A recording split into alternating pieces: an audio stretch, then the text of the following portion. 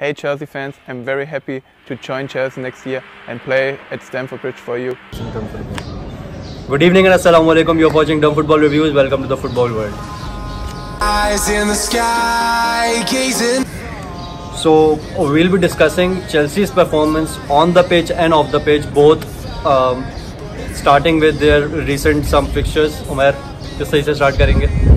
सबसे पहले तो हम बात करेंगे चेल्सी की जो टॉप 4 के चांसेस हैं फिनिश करने के, वो क्या है इस वक्त। चेल्सी ने अभी रिसेंटली वेस्ट हैम जो उनकी सिटी राइवल्स हैं उनसे एक बहुत ही ज़्यादा क्या कहेंगे आसान मैच जिसको हम एक्सपेक्ट कर रहे थे कि चेल्सी को जीत जाना चाहिए, नहीं हार गया। हमने एक्सपेक्ट हमारे लिए टफ फिक्सचर सिटी का था और मतलब टोटली दो मैचेस ऐसे थे कि सिटी से हम एक्सपेक्ट कर रहे थे कि 3 पॉइंट लूज कर जाएंगे। This was an easy fixture और वेस्ट हैम से जीत जाएंगे, तो बिल्कुल वो रिवर्स हो गया। यूनाइटेड वाला काम किया, अमीरों से लेकर गरीबों में बांटने वाला। और इस तरीके से फिर एक हमारी जो टॉप 4 की रेस है बहुत ज़्यादा टफ हो गई है, जिसमें लेस्टर सिटी, चेल्सी और मैनचेस्टर यूनाइटेड 2 पॉइंट का डिफरेंस, 1 पॉइंट के गैप से। लेस्टर सिटी और चेल्सी के बीच में 1 पॉइंट का गैप है और चेल्सी उसके बीच में 2 पॉइंट का गैप है। वो 55 पॉइंट के साथ हैं, चेल्सी 54 और मैनचेस्टर यूनाइटेड 52 पे।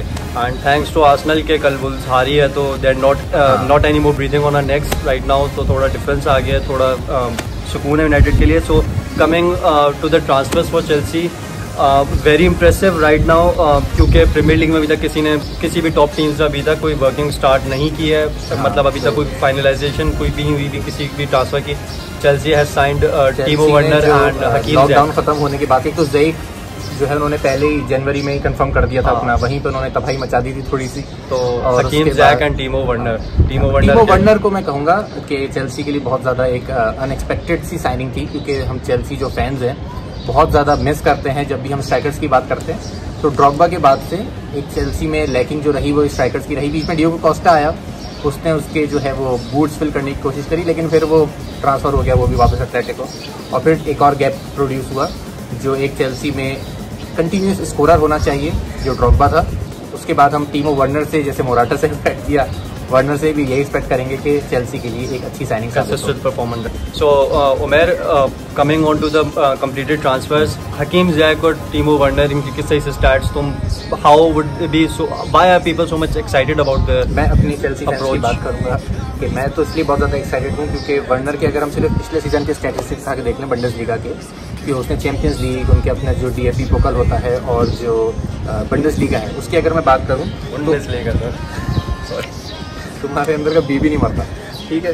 तो उन्होंने 45 अपीयरेंस में 34 गोल्स स्कोर किए हैं और 13 असिस्ट किए हैं। मैं टीमो वर्नर की बात कर रहा हूँ उस टाइम। तो अगर चले मैं बात कर लेता हूँ कि मोराटा भी इसी स्टेटिस्टिक्स के साथ मेरे ख्याल से चेल्सी की तरफ आएगा, मगर फिजिकली टीमो वर्नर और मोराटा एक जैसे थोड़े से कमजोर। But overall, the most exciting thing about this player was this whole squad that was recently an underdog, जिसका कोई नाम ज़्यादा जानता नहीं था, and they have erupted out of a sudden, all of a sudden into Bundesliga and they are playing top 4 now every season।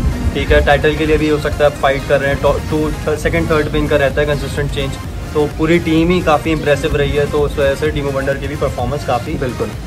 तो और फिर जिस तरह लिवरपूल इसके पीछे पड़ी थी, तो वहीं से हमारे जहनों में एक ख्याल आना शुरू हो गया था कि यार प्लेयर तो अच्छा ही होगा, तो इसलिए बहुत बड़ी ज़्यादा कंसिस्टेंट कंसिस्टेंट है और यंग एज का है, वीक इन वीक आउट गोल्स दिए हैं, असिस्ट भी दिए हैं, टीम प्लेयर है, इज नॉट बहुत ज़्यादा इस पे हम नेक्स्ट सीजन, मतलब इस सीजन हम लोग टॉप 4 को बहुत ज़्यादा फोकस किए हुए हैं ताकि हम नेक्स्ट सीजन इन प्लेयर से अच्छे परफॉर्मेंस एक्सपेक्ट कर सकें। तो टाइटल चेस करोगे अगले मूविंग ऑन टू ज़ियेक। तो moving on to Hakim Ziyech, क्या कहोगे हकीम भाई के बारे में? हकीम साहब को लेके मैं इसलिए बहुत ज़्यादा एक्साइटेड हूँ कि बड़े अरसे बाद, मेरे ख्याल से जॉन माटा के बाद आपके पास एक लेफ्ट फुटेड प्लेयर आ रहा है। मार्टिस को मैं इसलिए काउंट नहीं करूँगा कि वो असिस्ट पेस, इमेंस पेस, वो असिस्ट नहीं करता था और गोल इतने नहीं करता था मार्टिस, लेकिन माटा जो एक प्लेयर था जो अपने बहुत बड़ा लॉस हुआ हमारा और किसी का गेन हुआ, ठीक है। तो उसके बाद हकीम साहब जो है मुझे लगता है कि चेल्सी की वो स्पेस पूरी कर देंगे। फाइनली हमारे पास एक लेफ्ट फुट स्कोरर आना चाहिए यार, हमारे पास सूटेबल पोजीशन है, लेफ्ट फुटेड प्लेयर वही अच्छा लगता है। एक पूरी टीम ही राइट फुटेड है, लेफ्ट फुटेड कोई है ही नहीं है आपके पास, इसलिए मैं हकीम साहब को लेकर तो बहुत खुश हूँ। तो स्टैट्स के उस पर अगर हम आते हैं तो हकीम ज़ैक मैं देखूं तो 21 असिस्ट हैं उनके लीग में, is what midfielder should do. Goals भी बुरे नहीं है इस सीजन, 8 गोल्स हैं। जो पिछले सालों में कई सालों में गलतियां करी, सिर्फ एक साल चेल्सी बहुत अच्छा रहा जब डियोगो कोस्टा और फैब्रिगास एक साथ खरीदा उन्होंने, यानी कि बनाने वाला और उसको फिनिश करने वाला एक साथ आए। बाकी हर साल ऐसा रहा कि आप डियोगो कोस्टा और फैब्रिकास। फैब्रिकास ठीक है, आप लोगों ने एक साथ, चेल्सी ने एक साथ लिया था। बाकी हर साल ऐसा रहा कि हमने मोराटा लिया तो उसके लिए पीछे कोई नहीं था, और फिर कभी कोई मिडफील्डर आया तो उसके लिए आगे कोई नहीं था। तो ये बड़ी चेल्सी में हमेशा प्रॉब्लम्स रही, लेकिन इस साल चेल्सी ने उसको बिल्कुल कवर किया कि अगर हकीम साहब कुछ बनाएंगे तो आई होप वर्नर साहब उसको फिनिश भी करेंगे। ठीक है, तो अभी एक और प्लेयर रहते हैं आने के लिए, most probably according to the news के वो Abramovich has told Lampard that there is nothing to be take to be concerned about कि हम लोग शायद एक और प्लेयर साइन कर लें। मैं चेल्सी फैंस को कहना चाहता हूँ शायद अभी हम एक प्लेयर और साइन कर लें, उसका नाम होगा हैवर्ट्ज, काई हैवर्ट्ज फ्रॉम बायर लेवरकुसन। और कल शायद उनका आखिरी मैच था बायर लेवरकुसन से, फाइनल डीएफबी पोकल हारे वो लोग। And he has a good he had a good last couple of months with his team, consistent performer रहा है, playing as an attacking midfielder. कैसा लगता है क्या किधर सेट होगा टीम में? यार कैम, मैं समझता हूँ वो कैम अगर खेले तो बहुत अच्छा खेलेगा, लेकिन अब मेरे ख्याल से चेल्सी जो फॉर्मेशन इस वक्त खिला रही है उसमें थोड़ी सी चेंजेस लानी पड़ेगी। क्योंकि अभी कोई चेल्सी के पास जितनी 10 नंबर अभी कोई खेल नहीं रहा फ्री रोल पे। अब रादर देन प्यूलिसिच को मैं बोलूंगा थोड़ा वो अपना ईज पे रहता है वो इन्फॉर्मेशन, लेकिन अभी कोई एग्जैक्ट 10 नंबर अभी है नहीं टीम। तो मेरे हिसाब से अब चेल्सी को थोड़ा फॉर्मेशन को अपना रीबिल्ड करना पड़ेगा नए साइनिंग्स और अभी की करंट स्क्वाड के हिसाब से। तो उसमें हैवर्ट्ज कैम मेरे हिसाब से बिल्कुल सेट बैठता है। वो भी लेफ्ट फुटेड आ रहा है, वो भी लेफ्ट फुटेड है। ये तो मैं बहुत ज्यादा मतलब एक्साइटमेंट बढ़ती जा रही है मेरी।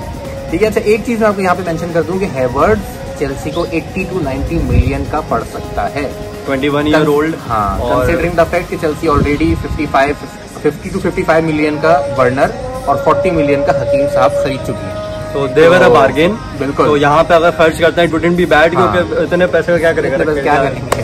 तो moving on to the next topic. shining through, it's true, baby, let the light